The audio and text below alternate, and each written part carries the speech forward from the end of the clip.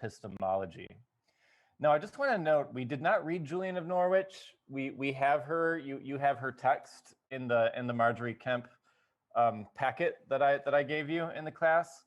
And I just want to quickly reference Julian of Norwich to say that Margery Kempe is writing within a tradition of female mystical writers. So around this period in the late medieval era, you find groups of women, usually nuns, Julian of Norwich is a nun, writing about bodily as well as spiritual understanding. And you'll notice that Margery Kempe will use the word ghostly. When Margery Kempe says ghostly, she simply means spiritual, right? And I hope the footnotes help you understand some of her late medieval archaic language. And they focus on the meditation of the passion, of the suffering of Christ. This is a way to get closer to Christ, it's thought, in the late medieval era. You think about how much he suffered when he was crucified, and through meditating on his suffering, you build sympathy with him, you build compassion toward him, you build a kind of a bridge between yourself and this divine man. And also thinking about visions, revelations, the idea that you don't think your way to divinity, you don't rationalize your way to divinity or to religious thought, but you actually can experience religious thought through direct visions in which God comes to you. And of course, there's a political element to much of the female mystical writers of the late medieval era, insofar as they represent Jesus as a kind of a courtly knight who come to save them. They sexualize and eroticize Jesus. And we're going to look at all of that and think about the implications of it, politically and in terms of epistemology and in terms of women's roles in society. So moving into the question of women's roles in society, these are some of the big questions that I think Julian of Norwich and Margery Kempe really provoke us to ask. In institutional terms, where does the woman belong? Does she belong in the family? Does she belong in the church? She's not she's not public in this era. The woman is not a public figure. The woman is a private figure. The woman inhabits domestic space. And how does Margery Kempe navigate the public and the private, the domestic and the church? Is there also, we might ask, a particular female language or idiom or discourse? These are very modern feminist questions that I think we can read medieval literature and think about as we look back to Margery Kempe. In particular, we can think about the very language that Margery Kempe is using. Most men of Margery Kempe's period would be writing in Latin.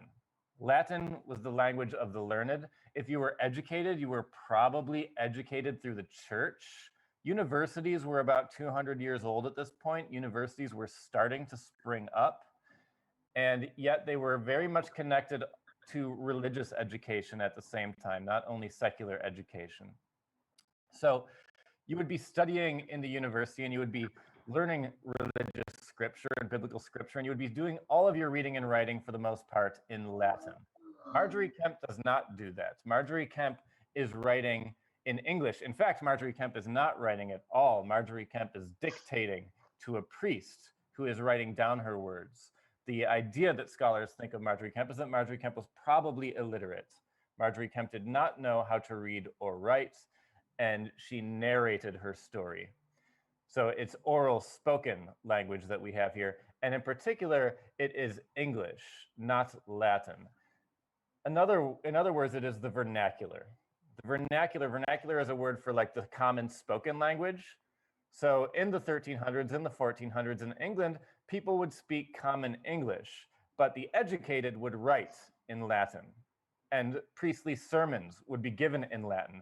Latin, which, by the way, the people in the audience would not even understand if they were commoners.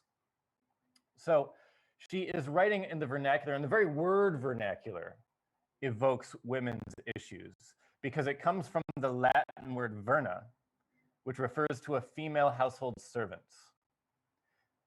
In other words, vernacular is associated with the language of the home, the language of the nursery, with the language of women's places, not with the public or political world from which women in the ancient and medieval era were excluded. Now, so Margery Kemp is writing in English, or speaking in English, dictating in English. And so she's speaking to a broad audience that would include the uneducated, include women and men who are not educated and not working in Latin. Now, she herself is not educated. That's not to say she's not intelligent. She's extremely intelligent. You can see this from the way she weaves a story. She is not a nun, and that's very important. Julian of Norwich, whom I just spoke of, is a nun. And for her, spirituality happens in the cloister. It happens in a room. It happens in an enclosed space. Margery is not in an enclosed space. She is not a nun. She is of the world. She is married. She has children. She had 14 children, if you read the introduction. 14. That's going to be important. That's going to help us understand some of her choices in life after having 14 children. So for her, spirituality is happening in public spaces which she, not being a nun, has access to. She has access to the road. She has access to pilgrimages, going on spiritual journeys to holy places. And she has the experience of being a wife and a mother. She has domestic experience, sexual experience. And she's going to understand her religion through all of these mediums. She's going to use marriage, for example, as a template for spiritual understanding. Now, although she's illiterate, as I mentioned on the bottom of my slide, she reads the world, and it's important to know this. She has a great memory for scripture. She has a great memory for what she's heard, and she's able to think about stories and incorporate them into her own understanding of the world. And the world is full of signs and symbols. Just as Augustine reads his world allegorically, Augustine never sees just a garden and a tree. He sees the Garden of Eden, and he sees the tree, which is the tree of the knowledge of good and evil, or the fig tree that Adam and Eve used to cover their nakedness with when they lose their innocence. Augustine sees his world allegorically, so too does Margery Kemp. But she sees it importantly through the eyes of a lay woman. When I use the word lay woman, I simply mean someone who's not a member of the clergy, someone who's not a member of the church. So Augustine is not a lay person. Augustine is a priest. Julian of Norwich is not a lay person. Julian of Norwich is a nun. Margery Kemp is indeed a lay woman. She's a lay person. She's not a person who's incorporated officially into an office of the church. So the main questions that I want to get at today, and this is normally where I'd put you in a breakout room, but I think we can kind of go through and read some passages together in order to save time so that we have time to talk about questions you have about the outline project. I want to look at her transgressiveness. She's a highly transgressive woman. And I want to consider the ways in which she is transgressive. I want to consider the ways in which she describes spiritual experience and how that is transgressive. And I want to think about how she asserts agency independence as a woman. All right? So these are the major questions that I want to get at. And we can do some reading to get there. So let's just dive into the book and read some passages together. So if you have it, please pull it up. And I don't think we'll read yet in book 1.1, but we'll read some passages going forward. So just have it handy, okay? Have the text itself handy so you can follow along as needed. So she opens her text. She opens this story in a very, very interesting set of ways. You'll notice that she speaks of herself in the third person. She calls herself this creature. Now, this is a convention. This is a convention of the late medieval era. You might refer to yourself in the third person as this creature, as she, as he, the idea being that you are one of God's creatures, right? So it's a humbling of the self. It's a form of humility before God. At the same time, what I find so interesting about it is that Margery Kemp is thinking of herself through an imagined divine perspective. She sees herself through the eyes of God, or through the eyes of God as she imagines that perspective to be, and as she imagines that she herself might look to God. So that's what she's up to when she's talking about this creature and referring to herself in the third person. Now she goes immediately into talking about how when she was 20 years old, she got married and she got pregnant and she had a baby. And it was a difficult labor. Immediately, we're into women's issues. We're into women's health. Labor for a medieval woman was a very dangerous thing. I think labor is probably always dangerous, but hundreds of years ago, there was a very, very high mortality rate for women in childbirth. So she has this difficult labor. She nearly dies. And after she nearly dies, she thinks, there are things that I have not confessed to the priest. And in Christianity, confession is a form of penance. It's a form of acquiring spiritual purity. So the idea is that you want to confess everything you've done wrong before you die, so that you can be pure and you can receive God's forgiveness through the priest, and then you can enter heaven.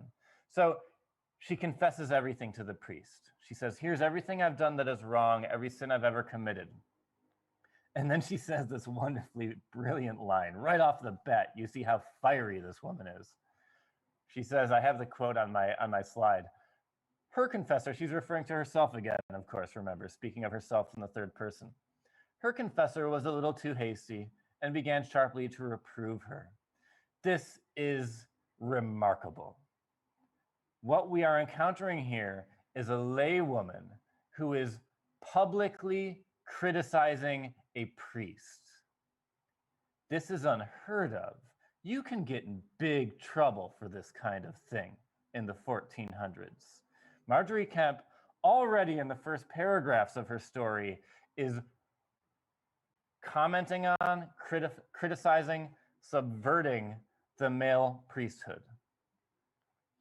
Now, she goes on to describe her mental collapse, and this paragraph contains her characteristic style and energy and frankly, violence. She talks about how we might say she became, in modern terms, quite mentally unstable, perhaps delusional. She was envisioning demons coming after her. She started to abuse verbally the people around her and abuse verbally even herself. She became mentally unhinged. She expresses all of this in highly religious terms. And of interest is the fact that she views trauma as a door to understanding. Thinking again about epistemology. How do you understand your world? How do you come to know your world? Margery Kempe, in one way, comes to know her world through the trauma she experiences. She thinks of the trauma that Jesus experiences. She thinks of the trauma of Jesus being crucified on the cross, and she understands her own trauma as a kind of pathway toward something greater, toward greater insight. She thinks of it, she calls it as a labor. She uses the word labor. It is a kind of work. Trauma, for Margery Kempe, is a kind of spiritual work. Now, as she's going through this work, going through this trauma, working through it, Jesus comes and he relieves her of her trauma. And how does he look in our first introduction of Jesus from Margery Kempe? Well, you see the line on my slide here at the bottom. He was most seemly, most beautiful, most amiable. Now, he doesn't quite lift up his shirt to show his six-pack abs, but that's kind of the line that we're at here. Already, Margery Kempe is suggesting that Jesus is hot. All of these words are synonyms for hot in modern English. Seemly, he was hot. Beautiful, he was hot. Amiable, he was hot. Margery Kempe sees Jesus and she thinks he is good looking. She's going to build on this, of course, and do it in quite interesting ways. We'll read those ways going forward. Let's move into book 111. We'll come back to Jesus's hotness, don't worry. It gets pretty steamy, doesn't it?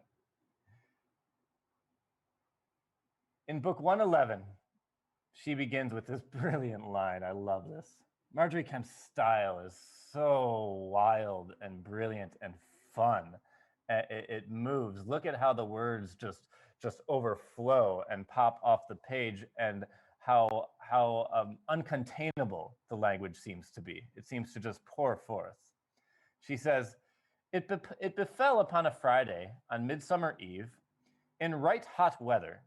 Again, very, very informal speech. Right hot weather. It was very fucking hot, right? Very informal speech. As this creature was coming from York, bearing a bottle of beer in her hand and her husband a loaf in his bosom. Now, what's so interesting about this introduction of Book 111? Well, Midsummer Eve is the feast of Corpus Christi. It's a date of spiritual significance.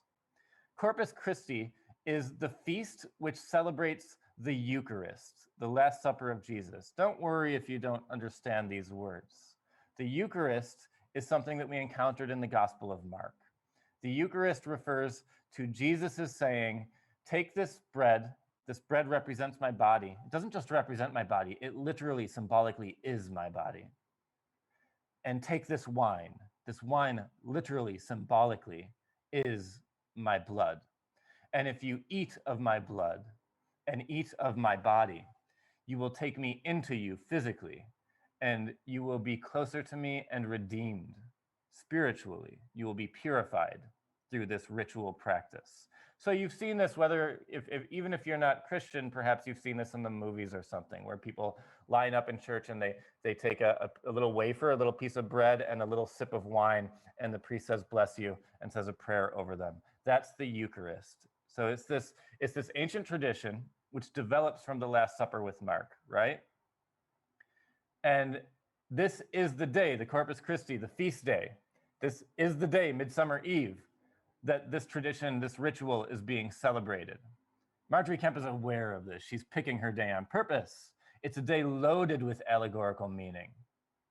It's a day in which one says, I can become physically close to Jesus. I can take Jesus into my body and we can be one physically as well as spiritually. And it is this day that she decides to tell her husband, I do not want you coming into my body anymore. I want to preserve my body for Jesus. But how does she do it? She says, we're walking down the road. Everything happens outside for Margery Kempe. She's not a nun. She's a woman on the road. She's a mother of 14. She's a wife. She's out in public, doing things in public. Spirituality for Margery Kempe happens on the road in public spaces. What are they doing? They're walking down the road, and she's got a bottle of beer and he's got a loaf of bread. This is brilliant. This is like a comic, domestic, homespun version of the wine and the bread. It's the day of taking the Eucharist. We're taking the Eucharist, but we're doing it our way, with a bottle of beer and a loaf of bread. So she's taking the spiritual, she's taking it out of the church, putting it into the home, taking it out of elite spaces, out of the Latin, into the vernacular language, into the common spoken language, taking it away from the church and the priest who gives the body and the blood, and representing it in something that any commoner can get, a bottle of beer and a loaf of bread. She's understanding spirituality through the eyes and life and experience of a commoner and of a common woman at that. Now let's read some more of this. I think this is one of the funniest passages in the history of literature. What goes on? They're walking down the street. It's the Feast of Corpus Christi. They have their bottle and their bread. And the husband says to Margery, he says, Margery, I'm reading from my slide. If there came a man with a sword and would smite off my head, unless that I should commune kindly with you as I have done before. What does he mean? He means have sex, commune kindly. When you read medieval literature, you learn all kinds of archaic ways for talking about sex. You know, you can learn some pickup lines here, right? I would like to commune kindly with you. He says, if someone came and he was gonna cut off my head unless you had sex with me, would you, and I'm reading again, suffer my head to be smit off, or else suffer me to meddle with you again, as I did sometime? Another kind of euphemism for sex, right? Meddle with you. It kind of corresponds to the modern phrase fool around, right? Or what Netflix and chill? It's kind of Netflix and chill, right? He says, if someone came and was gonna cut off my head, unless you had sex with me. Would you have sex with me? And what does she say? Alas, sir, why move ye this matter? And have we been chaste this 8 weeks? We haven't messed around for a while. Why are you bringing this up now? He says, for I will wit the truth of your heart. I would like to know. Wit is an archaic way of saying no. I would like to know the truth of your heart. And then she said, with great sorrow, forsooth, in truth, I had rather see you be slain than we should turn again to our uncleanness. And he said, you're not a good wife. This is brilliant, right? I mean, you're getting a window into a domestic squabble about sex relations between a married couple from hundreds of years ago. Where else do you encounter this kind of thing? How fascinating, right? He says you're no good wife because she says, I'd rather see you killed, because what's her thinking? Her thinking is, within the spiritual notion of Christianity in the 1300s, 1400s, that sex is bad. Now, this is a new idea.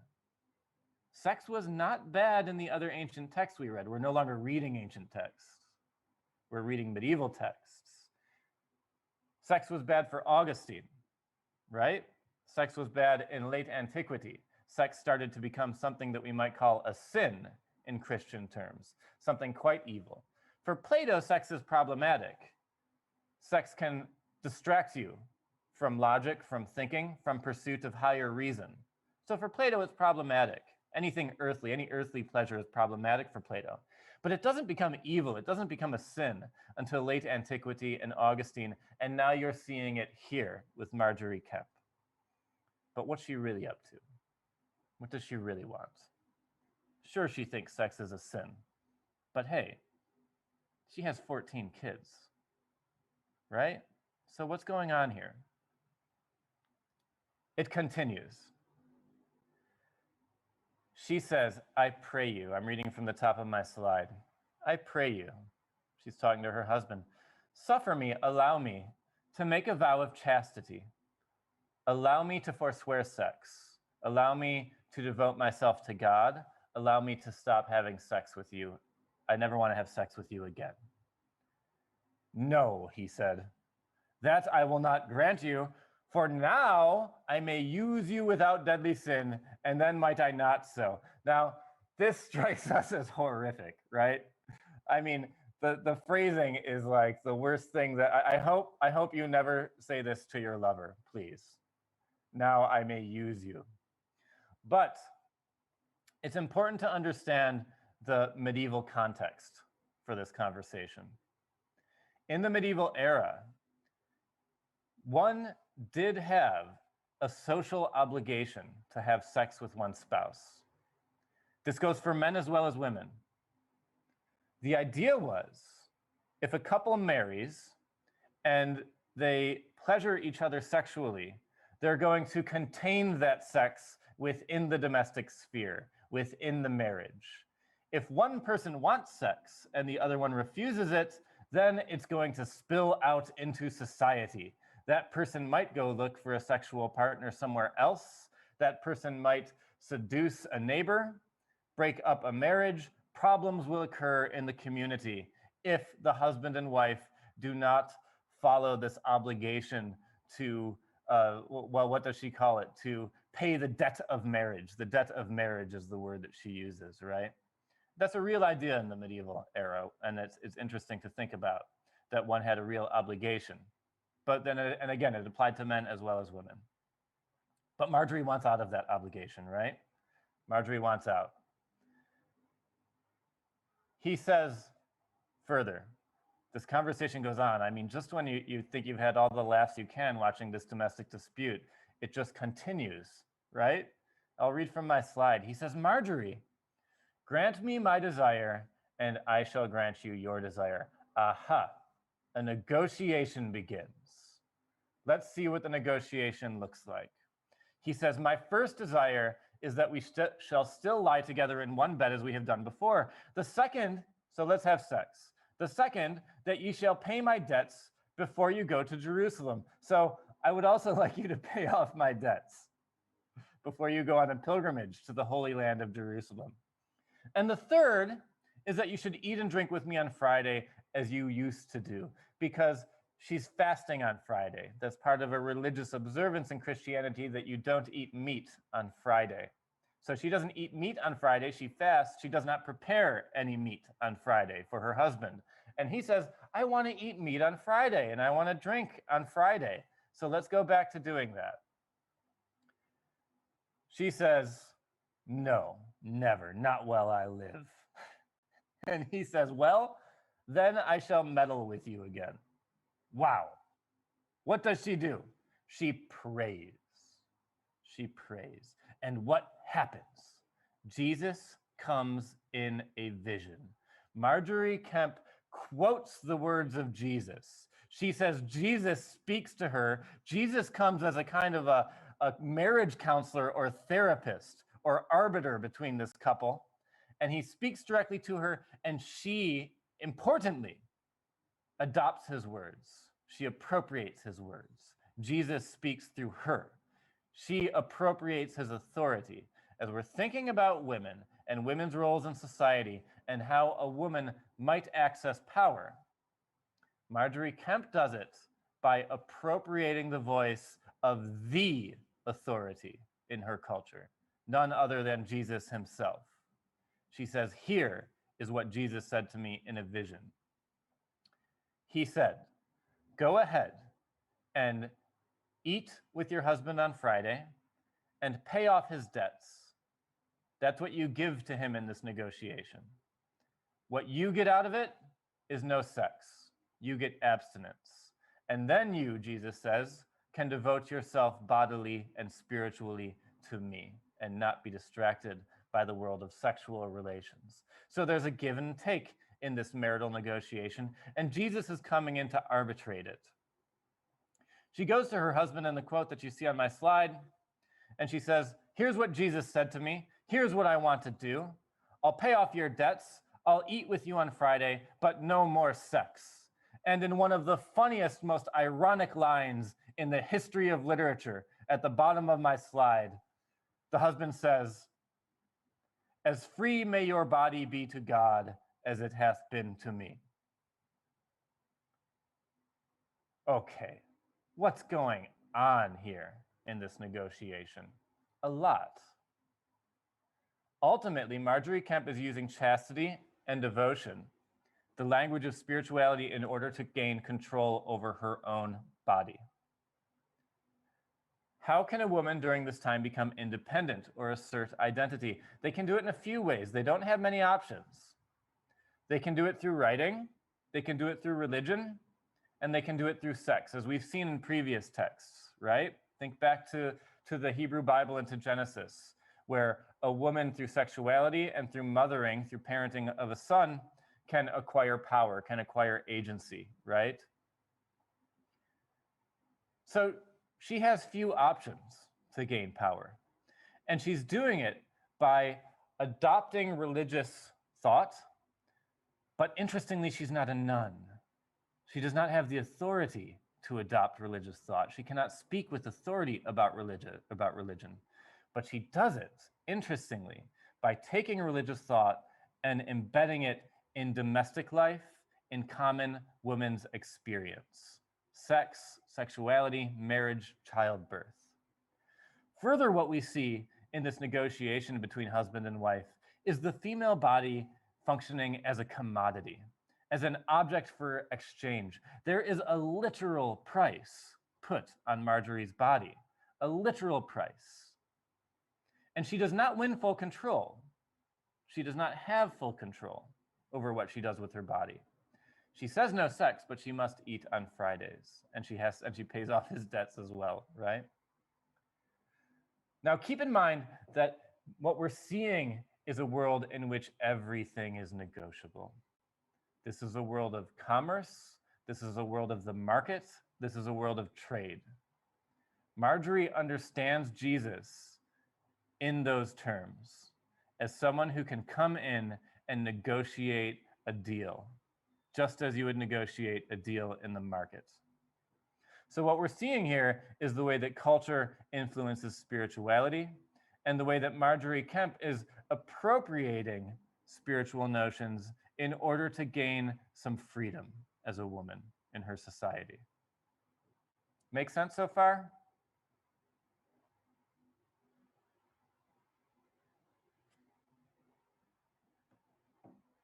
Okay. Let me see. We're going to have to jump around some spaces and perhaps move a little quickly. So at book 128, we get her pilgrimage to Jerusalem. And I want to recognize that for Margery Kempe, again, spirituality happens on the road. It happens in public spaces, right? Now, as she's on the road to Jerusalem, I'll read a little bit. As she's on the road to Jerusalem, she starts thinking more about Jesus, right? And I'm on the first paragraph on page 388. The first paragraph on page 388. She's on the road to Jerusalem. And she says, and about 5 lines down from the first paragraph, our Lord Jesus Christ, answering to her thought, granted her to have her desire. And then for joy that she had and sweetness that she felt in the dalliance of our Lord. Dalliance, our editors translate dalliance as mere conversation, but it's more than that. I think that's a bit of a wrong translation. It's really flirtatious conversation. And look at the words she's using here. Desire, joy, sweetness, dalliance, flirtatious conversation. For all of these things, she was in point of fallen off her ass. She's not literally falling off her behind or her buttocks or her ass. She's falling off her donkey. She's riding a donkey or an ass into Jerusalem. Where have we seen that happen before? Jesus rode a donkey or an ass into Jerusalem when he went into Jerusalem in his last days. So she's thinking about scripture. She's thinking about allegory. She's understanding her world in public through action and through correspondence to the stories, to the scripture about Jesus. But she's also thinking of Jesus in terms of desire, in terms of joy, sweetness, dalliance, flirtation, right? And she's so joyful that she almost falls off her donkey. Going down to the next paragraph. She gets to Jerusalem and she goes to the temple. And what happens? And this is an example of this word that I have on my slide called affective piety. Affective piety is the expression of extreme devotion through a kind of highly emotional performance, really. A very dramatic kind of flailing about. You fall on the ground, you scream, you cry, you moan, you groan. That's affective piety, okay? Let's see how she describes it. She's going into Jerusalem on the donkey. She's feeling desire, joy, sweetness, dalliance. And then she gets to the temple and she almost falls off the donkey. And she starts to, I'm reading from the second paragraph. The creature wept and sobbed so plentifully as though she had seen our Lord with her bodily eyes suffering his passion at that time. Before her in her soul, she saw him verily by contemplation, and that caused her to have compassion. And when they came up onto the Mount of Calvary, she fell down and she might not stand or kneel, but wallowed and wrestled her body. She's writhing around on the ground, spreading her arms abroad, and cried with a loud voice as though her heart should have burst asunder. Affective piety is this emotional display of spiritual devotion. It's a dramatic combination of pain and pleasure. It's almost orgasmic, this display. She speaks of it in highly erotic, highly sexualized terms. It's a kind of joy, a kind of pain, a kind of pleasure, all mixed up into one that causes her to writhe around on the ground, moaning and groaning and screaming and sobbing and crying, and people don't like it. You can imagine this happening in church and what all the priests might think of such a display. They find it problematic, to say the least. It's a wonder that Margery Kempe was not killed for heresy, was not burned at the stake for doing things and saying things and speaking her mind in ways which challenged church authority. She was not, and one reason might be that her father was a mayor. So she came from a family of some influence, and perhaps that protected her, because in her time, women were being killed for doing the things that she's doing. But again, spirituality is located in the body. That's an important takeaway. For Marjorie Kemp, you'll think about how for Augustine, spirituality was located in the mind, right? You had to suppress the urges of the body. For Marjorie Kemp, for this woman, female mystical writer, interestingly, spirituality and spiritual insight are located in the body. It's an epistemological question. Knowledge itself comes from the body. The body is the site of knowledge production for Marjorie Kemp. She does not deny her bodily urgings. She understands the world through her body and through the expression, the physical expression of those urging, of her bodily urgings, her bodily desires and feelings. So in 135, to keep moving here,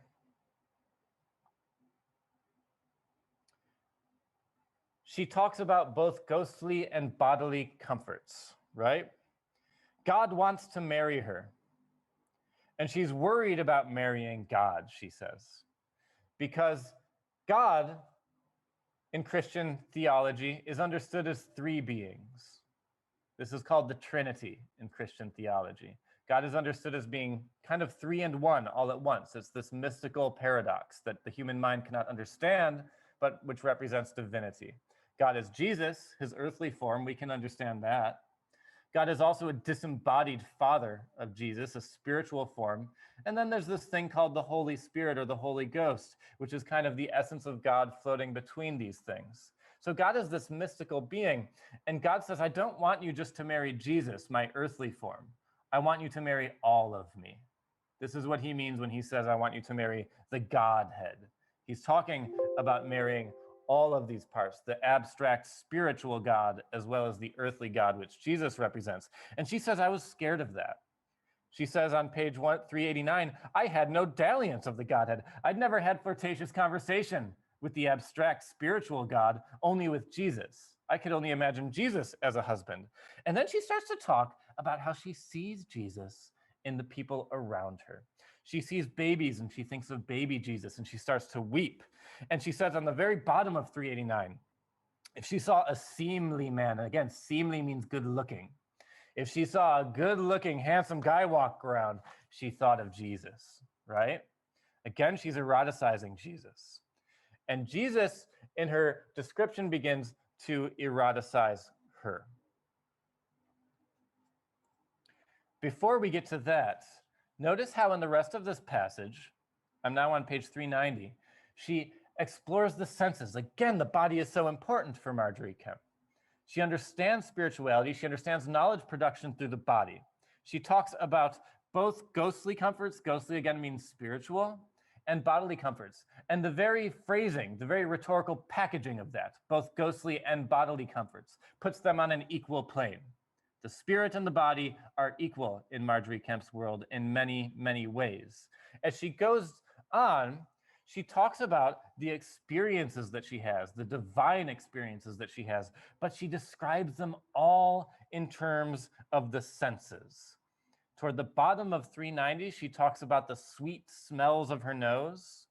Then she talks about how she, quote, heard with her bodily ears sounds and melodies that were representative of divinity for her. So she's smelling, she's hearing. And then in the first line of the last paragraph on 390, she says, she saw with her bodily eyes many white things, which she thinks are like divine spirits or angels. So she's seeing.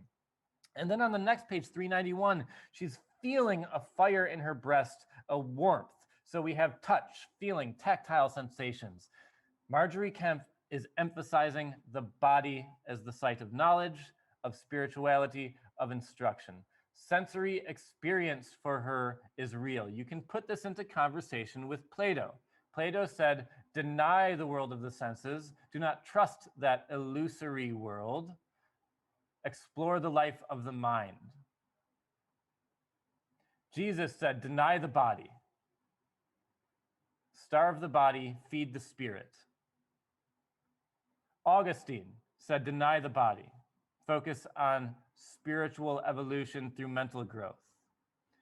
She is disagreeing with this male patriarchal tradition and its emphasis on rationality and its dualism. It's removal of the body from the site of logic. She is flipping that and emphasizing the body. It's also a very transgressive idea that she's putting forward. She's essentially saying, you don't need priests to access God. You can do it yourself. You can do it through the body. 200 years after her, this will become a huge, huge political upheaval, which will break the church in two. That upheaval is called the Protestant Reformation. And one of the major ideas of the Protestant Reformation is that an individual can access spirituality and divinity on their own. So you're thinking about individual as someone who has a certain ability, a certain right, a certain standing in the world. You're upsetting institutions of hierarchy. These are the kinds of ideas that will give way to the French Revolution eventually, and will be mapped onto political experience. Just as I don't need a priest to access God, perhaps I don't need a king to tell me what to do. Essentially, what is happening at this moment is Margery Kempe is doing something that could easily get her killed by the church. She is suggesting that you don't need a hierarchy. There is no need for a human social hierarchy to access spirituality. You can do it on your own.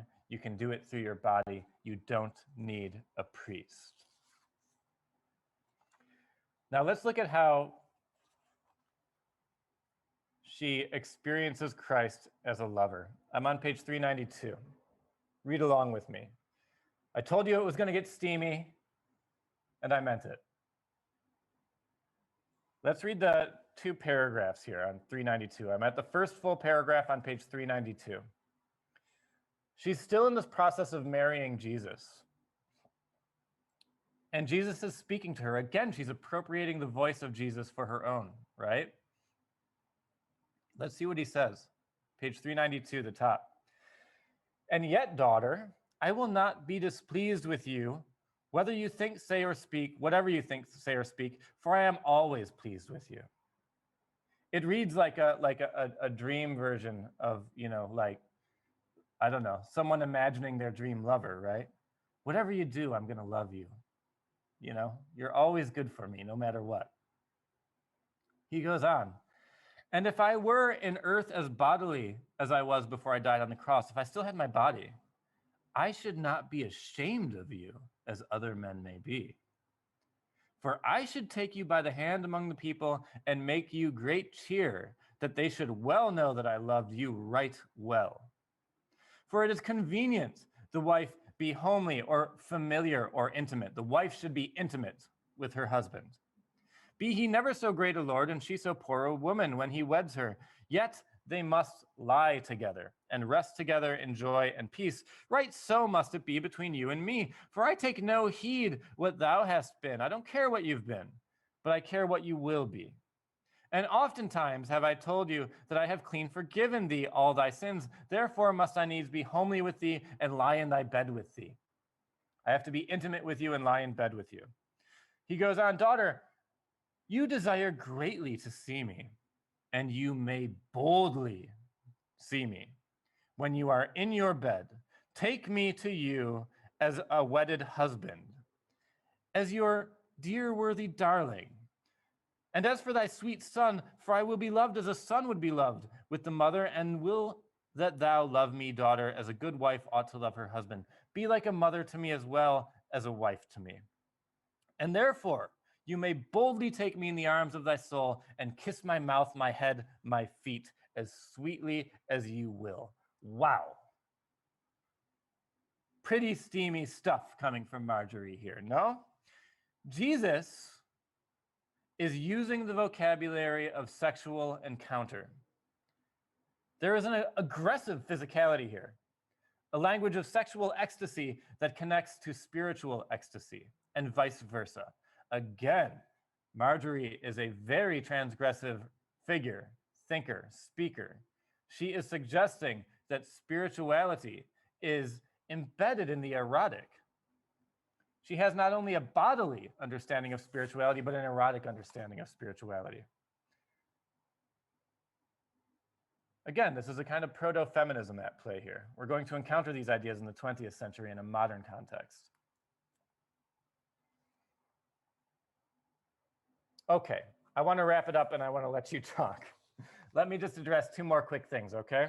I want to read two more passages. Marjorie, in book 176, has this problem. Her husband falls and hits his head and he can no longer take care of himself, and they're getting older. And again, she has a wifely duty. This is a wifely duty not to have sex with her husband, which was again a real spousal duty in the medieval era. But she has a wifely duty to take care of her husband now that he is infirm or disabled because he fell and hit his head and he's getting old. And she says on 394, people said, if he died, his wife was worthy to be hanged for his death, for as much as she might have kept him and did not. So people are slandering her. People don't like the idea that she's not taking care of her husband.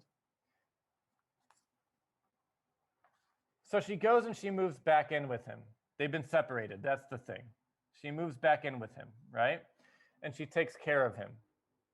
And then let's just read the last paragraph of this passage, because I think it's on page 395, the last paragraph of this book, 1.76, because it is so expressive of Marjorie Kemp's incredibly wild, uncontainable style.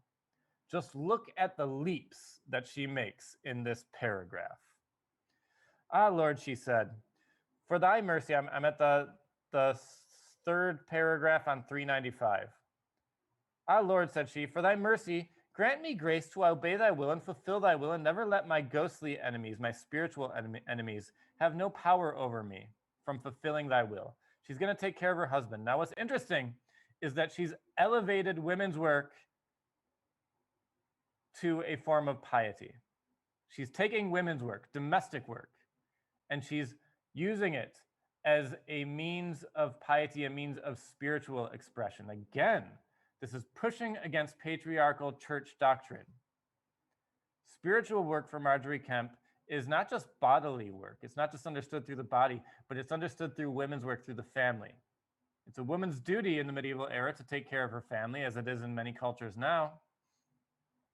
And Marjorie Kemp is assigning that as great a spiritual status as the spiritual work of a priest.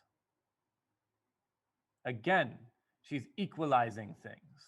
She's suggesting that women's work is equivalent to men's work. But let's see what she does in this last paragraph. This is where I find this last paragraph is brilliant. I'll read on. So she has to go and take care of her husband, and here's her experience of taking care of her husband. Then she took home her husband to her and kept him years after, as long as he lived, and had full much labor with him. She worked very hard with him. For in his last days he turned childish again, and he lacked reason. And he could not do his own easement or go to a siege. He couldn't go poo where he's supposed to go poo. He couldn't go on the toilet. He would just go in his pants. As a child, she says, as a child, he voided his natural digestion in his linen clothes. There he sat by the fire at the table, wherever it might be. Wherever he was, he would just go. He would just go poo in his pants. He would spare no place. I like that extra little line there. He would spare no place. She's pointing out how hard it was. And therefore was her labor much the more in washing and wringing, and in buying wood for the fire to dry the clothes. And letted her full much from her contemplation. She couldn't really contemplate on spiritual things. And many times she would have resented this, except she bethought, how in her young age she had many delectable thoughts, fleshly lust and inordinate loves to this body of her husband. And therefore she was glad to be punished with the same person, and took it much the more easily, and served him and helped him, as her thought she would have done for Christ himself.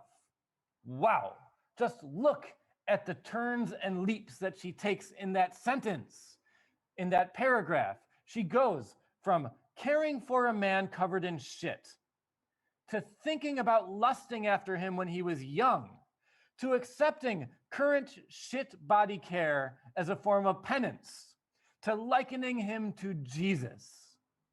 What is happening here? All the material world for Marjorie Kemp is substance for devotional thought. Everything she encounters is material for devotional thought. The world is largely domestic. She takes the domestic world of domestic care, of the body, of bodily matters, of sex, of marriage, of childbirth, and she understands them through religious eyes, through spiritual practice, and she elevates all of that women's work to the work of a priest. One last quick point, and then we'll stop. In the very end, the very last part of the book that we're reading, she's meditating on the Passion of Christ. And this is something I talked about in the beginning of this lecture. The Passion of Christ is referring to Christ's crucifixion and his suffering on the cross. Christians refer to that as the Passion of Christ. So all of Christ's suffering in his last hours. And there's this Christian method of getting closer to God by trying to imagine his pain and suffering, reflecting on and meditating on Jesus's pain and suffering in order to understand his humanity and feel compassion for him and therefore build a bridge toward him, get closer to him. So it's a spiritual practice for these medieval Christians and indeed for many Christians today. What's interesting in her description of Jesus dying on the cross is the way that she villainizes the Jews. You see this in particular on the last page of our reading, on page 397. She keeps talking about what the Jews did. The Jews killed Christ. The Jews abused him. The Jews hurt him. The Jews acted foully and venomously for our blissful Lord. And this is one of the birthplaces I want to acknowledge for modern anti-Semitism. Anti-Semitism is hatred of Jewish people. That's what anti-Semitism means. Of course, this is the kind of ideological stance which will eventually lead to the attempt during the Second World War, during Hitler's Germany, to try to exterminate the Jewish people from the face of the planet. So what you have is quite interesting because Jesus himself was a Jewish man. And everyone in the Bible, except for the Romans, were Jewish people, the good as well as the bad. But what you have in late antiquity up through the medieval era in particular, and by Marjorie's time, is a Christian rethinking of what it means to be Jewish. The Christian and the Jewish are clearly separated now, even though Christianity grew out of Judaism. They're clearly separate religions by the Middle Ages, clearly separate religious institutions. And you have some people writing devotional writing, like Marjorie Kemp, in which they villainize the Jewish people and somehow consider Jesus separate from the Jewish people who persecuted him and killed him. So here you have one of the birthplaces of anti-Jewish sentiment, which will inform that today in the modern era. Okay, in sum, in Augustine, you encountered textual ways of knowing, allegorical ways of knowing, the importance of community and intellectual investigation. This is Augustine's epistemology. Compare it to Marjorie Kemp's. In Marjorie Kemp, you encounter medieval spirituality and female transgression, effective piety, knowledge through compassion, through this writhing around on the floor, screaming in pain and pleasure and agony, an extreme form of sympathy with God, an extreme performance. In Marjorie Kemp, you find the body as a site of instruction. You see Jesus represented as a lover, a kind of spiritual eroticism, not a kind of spiritual eroticism, a very explicit spiritual eroticism at play in Marjorie Kemp's words. And ultimately, all of this is leading to a form of female agency and control over the body. Marjorie Kemp is re-signifying and rethinking what religion means, and she's putting it into the sphere of women. She's taking it and appropriating it for women in order to access power through spiritual language. Okay. I can give you really quickly. I wanna pause for like 5 minutes if you have questions about anything with this lecture, and then we can move into talking about writing. I know that I went relatively fast and we didn't do much discussion, but this is one of the constraints of this class, that we have to pack in a lot of content and then also talk about writing. So there will be some days when I have to kind of rush through the content in order to make time to talk about writing. But I wanted to do that today because I know you have the outline assignment coming due. Before we get to talking about the outline assignment, let's just take 5 more minutes on this. If there's anything that you would like to clarify or anything that any comments you would like to make about anything regarding Margery Kempe. Cal, please go ahead. Yes, I want to ask a question, more like an opinion. So what makes Margery Kempe different from the other lay women in that society? And why is she so, like, if she is not a nun, what makes her so attracted to those religious lens of looking at things? Really good question. Thanks, Cal. So what makes her different and what makes her attracted to all this religious thought? What makes her different as a laywoman is, first of all, her transgressiveness. Most laywomen would not be walking around speaking the way Margery Kempe speaks. Obviously, women and men in the community do not approve of her. They do not approve of her going into church and writhing around on the ground screaming, right? Let alone talking publicly about her sexual, essentially, her erotic relationship with Jesus. All of this is highly problematic. And we can only speculate about how she survived. It's the type of thing that would get many women in trouble. I tend to think that her father was a mayor. We do know that. And I think because she came from a family with some status and position in society, that probably helped her escape persecution from the church. So that's one way in which she's different from other lay women. She's saying all this really, really wild stuff that most women would not say. First, because of convention. It's improper, a lot of it. Second, because it's actually quite dangerous. But she's saying it. So she's quite different from lay women in that regard. She's also different in that we have a piece of writing from her. This is rare. This manuscript was only found less than 100 years ago. This manuscript of Margery Kempe's resurfaced just under 100 years ago. It was lost to history for some centuries. And there's not too much writing that comes down from lay women in particular. Why? Because lay women were not educated. They weren't writing. Margery Kempe did not write, she dictated. This is an oral account that a priest wrote down. And so you find nuns who write, because nuns would be educated.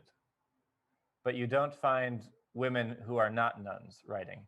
Now, so that's another way in which she's different as a lay woman. Why is she so attracted to Christianity? Well, you have to remember that Christianity is a hugely influential, not just spiritual, but also cultural and also political entity at this moment in time. In the 1300s and 1400s, you are living in an extremely Christian world in Europe. The papacy has formed. The church has turned into a political entity which builds and destroys nations. The church has a big hand in the military campaigns of its time.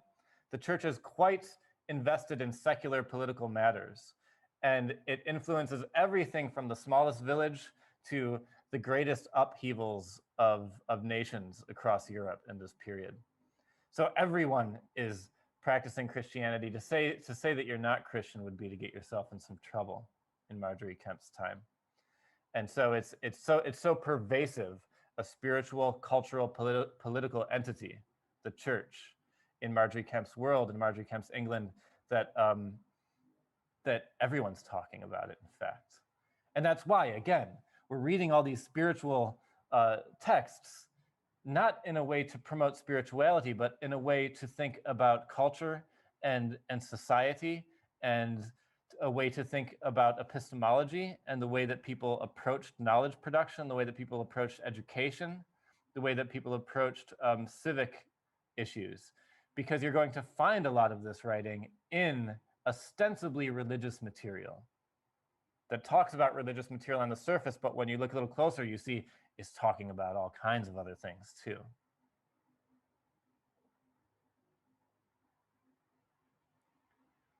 Xuan Jiao, please go ahead.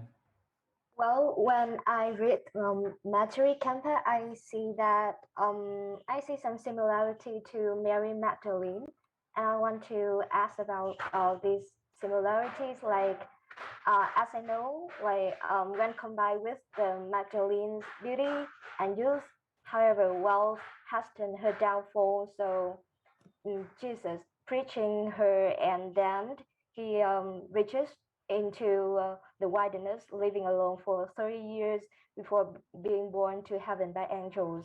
And I see that Kemper's book verifies her knowledge of Magdalene legend.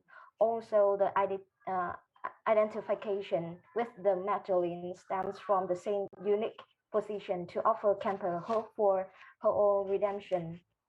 Yes, a lot of similarities. I want to ask about what makes them like Marjorie Kemper different. Yeah, that's my question. Great. Yeah, I think that, so Mary Magdalene, for people who have never heard of Mary Magdalene is a figure, a female figure from the Gospels. We don't learn much about her from the Gospels, but there's a whole long literary and spiritual tradition that kind of a whole legend around her through the interpretation of her appearances in the Gospels, which suggests all kinds of things about her, that she becomes associated with you know, some consider her to be like Jesus's love interest or potentially wife.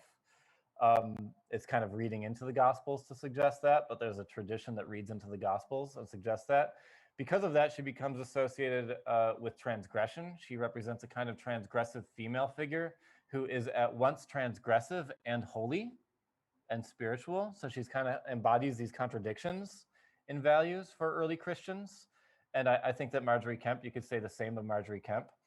And I think that Mary Magdalene ultimately comes kind of in the way that she turns into a legend in early Christian writings outside of the Gospels.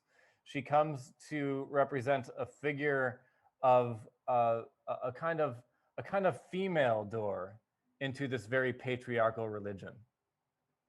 And so you see this not just in Mary Magdalene, but also in Mary, who is the mother of Jesus. Mary is the mother of Jesus also in the Gospel. So these are two different women named Mary. And in Mary, the mother of Jesus, you have a cult of Mary being formed in the early years of Christianity. And this cult of Mary celebrates the mother of Jesus as much as it celebrates Jesus. And so Mary herself, the mother of Jesus, becomes kind of deified. So it's another kind of feminizing of a very patriarchal religion. It's a kind of feminine appropriation of a patriarchal religion. And so I think you see that feminine appropriation of a patriarchal religion in Mary Magdalene, and the kind of the tradition of writing about Mary Magdalene, and also the cult of the mother of Mary that forms. And Marjorie Kemp is aware of this feminizing of patriarchal Christianity, and she's doing it in her own ways. So I think that's one connection that I see. Does that make sense, Al? Yes, I understand. Thank you. Thanks. Okay, we've got about 25 minutes. Maybe we can take one more quick question on Marjorie Kemp if there is one. Okay, Nam, go ahead.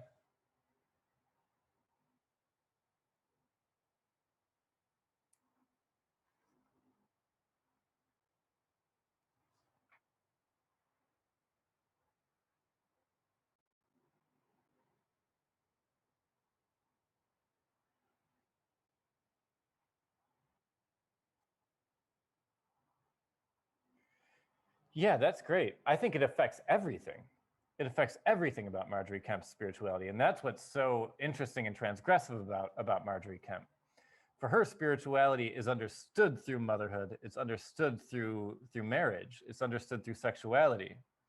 So she is essentially taking motherhood and using it as a way to access divinity, just as a priest would take a book and use the Holy Bible as a way to access divinity. She takes her body, motherhood itself, as a way to access divinity. This is hugely transgressive, right? She's saying, you don't need a priest. You don't need a priest to interpret the Bible for you to access God.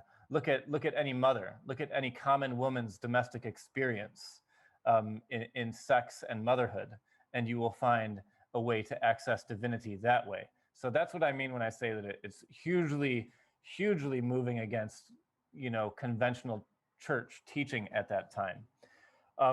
She also understands her relationship with Jesus in terms of parenting. Sometimes Jesus refers to her as his own mother. Sometimes she's his daughter. Sometimes she's his wife. So it's this very interesting kind of fluid role, or fluid series of roles that she's inhabiting, but all of them are domestic roles, and all of them have to do with common woman's experience. So she's taking common woman's experience and using it to really get away from the elitism of the church. You don't need to be an educated man. You don't need to be an educated male priest to understand God. You can be an uneducated mother. You don't even need to be a nun, right? You can understand God through the earthly, through the sensual, through the sexual even. So she's taking these things that are usually suppressed by writers about spirituality, and she's saying, no. In bodily sensual experience, in women's domestic roles, you can find the spiritual there. And that is her big, what we might today call feminist. She wouldn't call it that, but what today we might call feminist. This is her big feminist upheaval of male power and male authority in the church. And it's a way that she accesses agency. I mean, this woman has had 14 kids. She's done. She doesn't want to have any more kids. It's no wonder she says, no more sex, please. Let's stop. I don't want any more children. I've had 14. How can a woman do that in medieval culture? She literally could not. It was actually written into both law and written into, it was like a legislatable issue for a woman or a man to say, I'm not going to have sex with my spouse. So she has to find a way to do that, a way to say, I'm not going to have sex anymore, that the authorities will allow and will permit.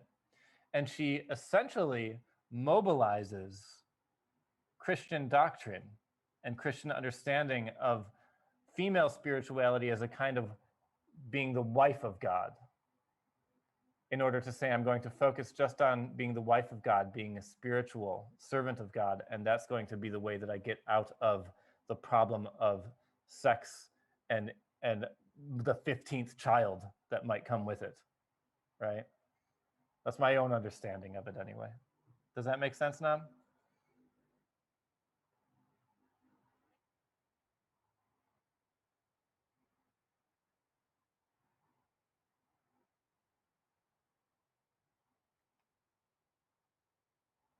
Exactly.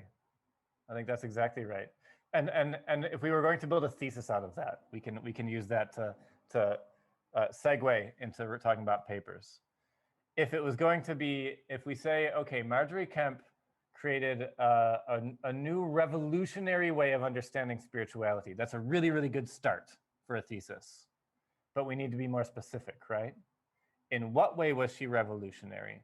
Well, she took woman's domestic space and made it the site of spirituality. In doing so, she subverted male patriarchal power. Now we're getting more precise, you see? And I'll go back to my slides now as we start to talk about writing during the last 20 minutes. I have an example here of one way that you might take my lecture and break it down into an outline. And by the way, you can do this with any one of my lectures. You'll note you could take any one of my lectures and build a few papers out of them. You'll notice what I do. I give a thesis claim, I give you textual evidence, and then I explain the textual evidence. I give you a thesis claim, I give you a quote, and then I explain it. There's no mystery to what I do in my lectures. I do that again and again and again. I follow that formula. It's the same thing that you do in your papers. So let's look at an example of one of the theses that I put forward today in my lecture and what it might look like if we put it in an outline.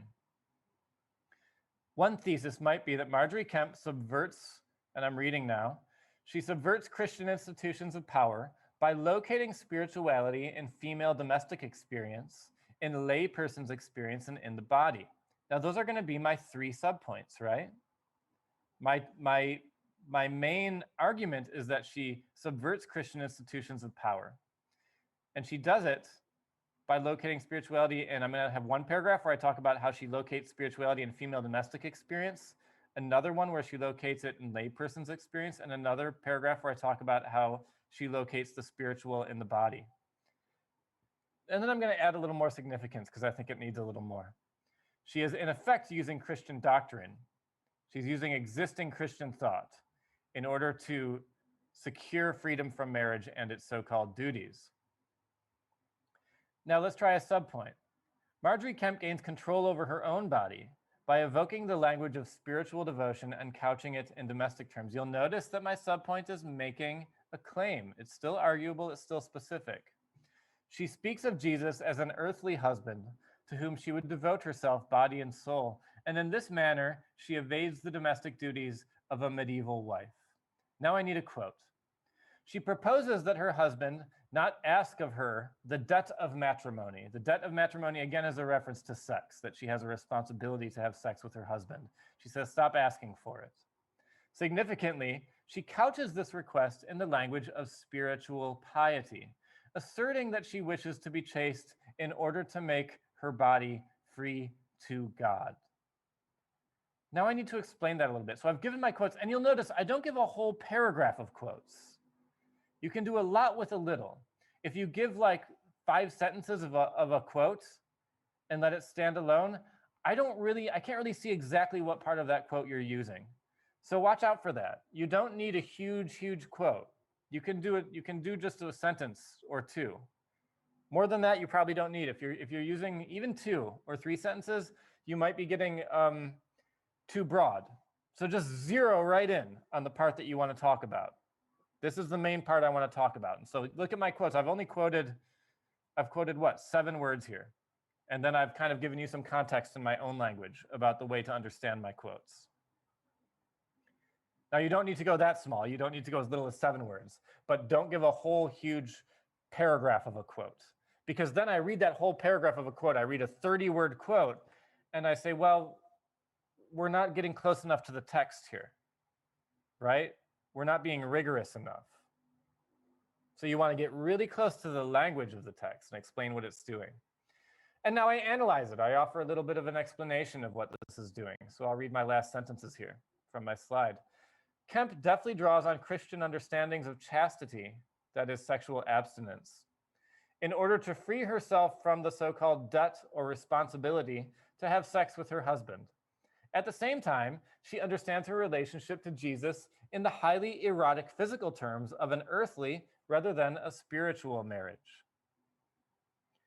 And that might be a segue to another point. Now, to build on that, I would have to offer another quote showing Jesus as a very earthly kind of husband, not a spiritual husband, but a husband whom she is very interested in and desires physically, right? And you'll notice that this is exactly what I did in my lecture. We moved into a close analysis of these extremely erotic understandings of Jesus's body, the steamy parts. Does that make sense? Do you see how that's working?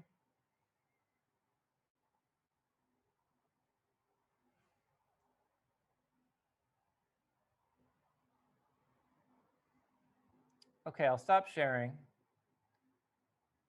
in the hopes that you will become less a crowd of spectators and more a crowd of discussants. So we have about 15 minutes here, and I know that I rushed a bit in lecture, but that was to give us this 15 minutes. So let's use it. We can talk about anything you want to talk about in terms of the outline. I see, I'm just kind of opening up my thing here so I can see who's raising their hand. Sorry. Song, please go ahead. Thank you. I want to know if like how far beyond the assigned excerpts of Margery Kempe can we quote for the outline assignment? And also another question is that if I have a prompt that I create for the outline? How should I confirm it with you? Thank you. I think that for Marjorie Kemp, I kind of differ on this with every different text. For Marjorie Kemp, I think there's enough to work with her selections. I think that you can build a lot out of just her selections. So I guess I would want you to just stick to the selections with Marjorie Kemp, okay? And then the question was, can you send me a prompt or a thesis to get feedback on? Was that the second question, Zhang? Yeah, like I don't want to do the provided prompts for my assignment, and if I have another one I made up, how should I confirm it with you? Yeah. You can just email me what you'd like to talk about. That's fine, and that's what I would encourage you to do. But I think you should do it today, because I'm gonna not be able to answer students' emails as we get really close to the deadline, and that's just normal life, right? I think that at Fulbright, professors are kind, and sometimes we kind of give you a false expectation of what the real world is like and what actually other universities are like. It's quite normal in other universities not to get a response from your professor for 3 or 5 days when you email them. Here we tend to respond to people within 24 hours, most of us. But I want you to just kind of be aware of that, so that you're actually getting to keep that in your mind, so that you don't go out of your education here with a false understanding of what the world is like. The main idea here, and I'm not just speaking to you, Zhang, I'm speaking to everyone, is that if you want someone to review a thesis or an idea, you need to give them time and understand that all the professors at Fulbright are working overtime every week. So give us time, so don't email me on Monday and expect me to get back to you, or Sunday. Right. Thank you. That's for everybody. That's not just you, Zhang. I just want to make the expectations clear. Let's see, Cal, you have a question? Yes, I have a question regarding the structure of each body paragraph. So what I encounter while I'm creating my own outline is that within my paragraph, there would be like 1 or 2 ways which I can develop, either that or 1 or 2, like more than one evidence. So which means that the structure, as I suppose, would be changed a little bit. So what are your thoughts on this? Should I divide it into a new paragraph, or should I still include just like another subpoint in my paragraph?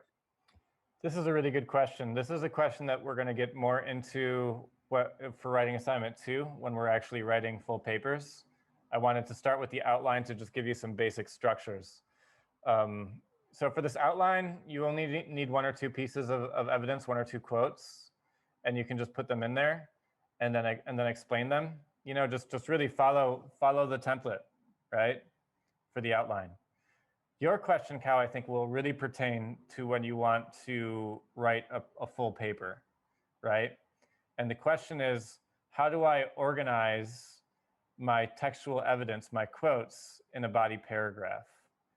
And you really have to practice this and workshop this through the process of really listening to the reasoning of your own paper. And I can help you do that and help you think about how it works. And we'll read some papers to think about their use of textual evidence. We'll read papers and critique them in class. We're going to do more and more of that when we get into full paper writing after the outline. So there's going to be much more writing instruction in this class. But the main idea would be to say, what's my best textual evidence? Let's say I have 1 body paragraph, and let's say I have 4 quotes that could work in it. Do I need them all? Is my argument already convincing with only 2 or 3 quotes? If so, then maybe I don't use the 4th. I take the 4th, which is perhaps the weakest quote, and I omit that one. Now, what order do I put them in? What order do I put the quotes in? Well, remember that I need to offer my subpoint, my claim, then I need to offer a quote, and then I need to analyze the quote and explain how it works, explain how I'm interpreting it and why it matters. And then and then I can offer another quote. And that's a good way to structure a paragraph. And then you keep doing it, right? You repeat. You offer another quote. Anytime you quote, it's a rule. Every time you quote, you need to explain that quote. No quote should be self-explanatory. You need to explain how you're reading it. So you keep doing that. And you can do that 3 times or even 4 times in a body paragraph. And ideally, what you want to do is be structuring your paragraph according to a certain logical progression. So the best body paragraphs will kind of need the first quote in order to understand how you're reading the second quote, in order to understand how you're reading the third quote. And you'll be building an argument in that body paragraph, which will then lead to a kind of a new point that will be a transition point to the next body paragraph. And then you repeat. So the best paragraphs follow that kind of progressive structure where you kind of need to understand quote 1 in order to understand quote 2, in order to understand quote 3. And so again, you kind of have to test and listen to the own internal logic of your argument. And it will be specific to every paper and every argument. But we're here to practice that, and we can practice that going forward. For the outline, you don't need to worry as much about that. Okay, thank you very much. Yeah, thanks, Kyle. I see Mincho has a hand up. Yes, thank you, Professor. I want to ask a bit about like how we're going to present the outline when we submit it. Specifically, like, do you have any criterias for like the font size or line spacing and things like that? Thank you. Oh, thank you. That's helpful. Let me see. I'll put it in the chat box. Use 12 font. Use Times New Roman. Double space. Oops, I misspelled double space. Sorry. So 12 font Times New Roman double space. Thanks for asking. I know I didn't tell you, and I won't penalize anyone if they don't do that, because I did not put it on the assignment instructions. But this is the standard for professional work. 12 font Times New Roman double space is if you were, for example, submitting an essay to a publisher, that's how you would do it. So this is the standard in professional writing. So it's good to get used to it.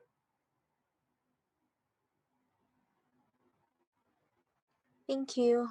Yeah, thanks, Joe. Really good question. Thanks for reminding me of that. Sorry, I forgot to put it on the assignment. Tao, is that you? Tao, please go ahead. I want to write about Oedipus and the structuring strategy in plays. I want to elaborate on Hamartia, Purpose, and Hypothesis, if I pronounce it right. But I still find myself in a really vague stance in my outline. So can you help me and talk about it more? Can you say again, Tao? Sorry, what? So you don't want to write about suffering. You want to write about something else, but I couldn't quite catch it. Or maybe you can write it in the chat box if that's easier. Can you hear me more clearly? Yeah, try again. I want to write about the outline I chose from 2. I want to write about tragedy in Oedipus. And in that outline, I will talk about treating Hamartia, Purpose, and Catharsis. But I still find myself in a really vague stance. So I really want you to elaborate about it more, if you can. Yeah. So you want to write about kind of Aristotle's understanding of tragedy and hamartia and catharsis, right? It's up to you to come up with an argument about those. So the basic reading, the very, very famous classical reading from Aristotle, which has influenced our understanding of tragedy so much, is that through tragedy, we see a character commit an error in judgment. And that's the translation of hamartia. He has an error in judgment. So that sometimes people call that a flaw, but flaw isn't quite precise enough, because I can have all kinds of flaws, right? Like Oedipus has some flaws, perhaps. Oedipus is too emotional. That could be one of Oedipus's flaws. But to be too emotional is not necessarily to have an error in judgment. Aristotle says it's an error in judgment, because for Aristotle, you need to be a good person. in order for it to be a tragedy. If you're a bad person and something bad happens to you, well, that's a comedy. But if you're a good person and something bad happens to you, that's a tragedy. So you have an error in judgment. You're a good person, but you err in your judgment. You make a mistake. And that mistake is tied to judgment, to your understanding of the world and your actions based on that understanding. And Aristotle goes on to say